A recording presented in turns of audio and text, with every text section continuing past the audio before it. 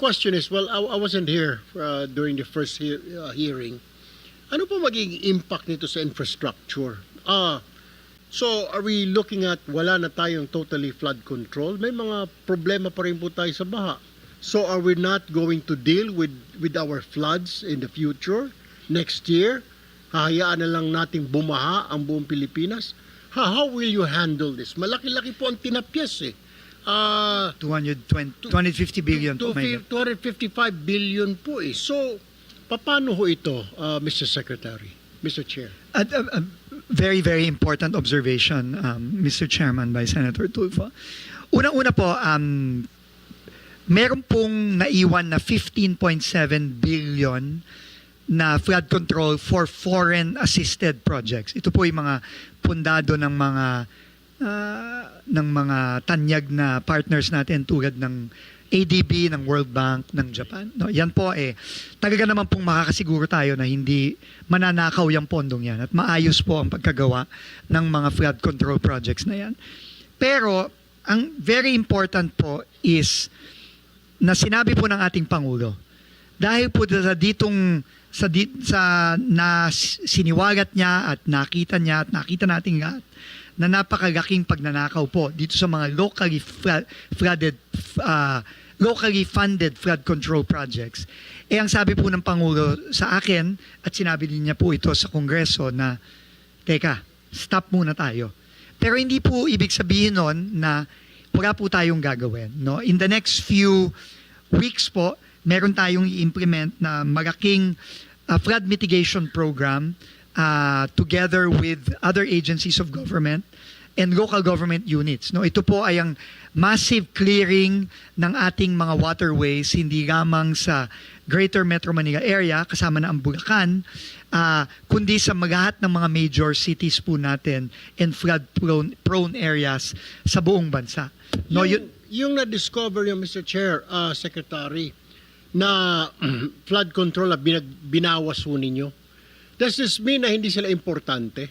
I mean, does this mean na itong flood control na tinanggal ng Pangulo, it's not really important, ito ay gawa-gawa lang, kaya tinanggal at wala naman magiging epekto kung tanggalin ng Pangulo ngayon, alisin natin itong 255 billion na naka-allocate for flood control. They're not really necessary. Is that what it is? Unang-una po, no, I think ang naging desisyon ng Pangulo para maiwasan na ang muling pagnanakaw ng scale na ganito. Mr. Pero, Secretary, my point is, so nakikita ho ninyo, ni-review ninyo ito, was this your recommendation to the palace? Sir, alisin natin ito kasi parang mukhang may kikita lang dito sa 255 billion. Was it your recommendation? Opo, to be quite frank about it, yes. Kasi nga po, marami, if not halos lahat po siguro, ng mga iniimbestigahan natin from the past. No?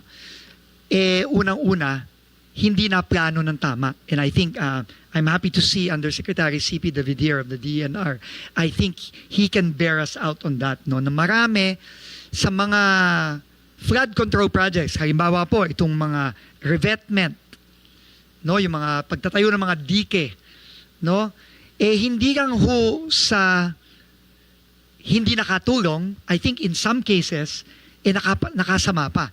No, yun din po ang naririnig namin. Halimbawa, dito po sa mga reklamo ng ating LGUs tulad ni Mayor Joy Belmonte sa Quezon City na hindi lang sa walang epekto, walang magandang dinulot, nakasama pa, no, sa mga areas na dating hindi naman tinayuan nitong mga so-called flood control projects. So, tingin ko po, ang sabi po ng Pangulo, una, hintuan muna natin yung pagnanakaw kasi mukhang ginamit lang to para sa maanumalyang rason. At ikalawa, planuhin na natin ng mabuti. Kaya po ngayon, kami po nakikipag-usap na po ngayon sa DNR, sa UP, sa Project NOAA, sa iba't ibang mga tanyag na ahensya na dayuhan tulad ng ADB at World Bank at JICA para po maplano na natin mabuti. Kaya po sa susunod na taon, kapag obviously kailangan na nating mag-invest muli ng malakiang pondo para sa flood control, ito po ay yung tama ng flood control. So what you're saying is, Mr. Chair, Secretary, yung flood control ng National Flood Control Program, hindi flood control ni congressman, hindi flood control ni politiko, kundi Tama it's po. a National Flood Control Program wherein totoo. Tama Wherein talagang it will resolve our flooding here in our country. Hindi yung resolba lang doon sa isang lugar at may kumita, pero this one is national in, Yes, in nature. tama po kayo. National at properly planned flood control mitigation program.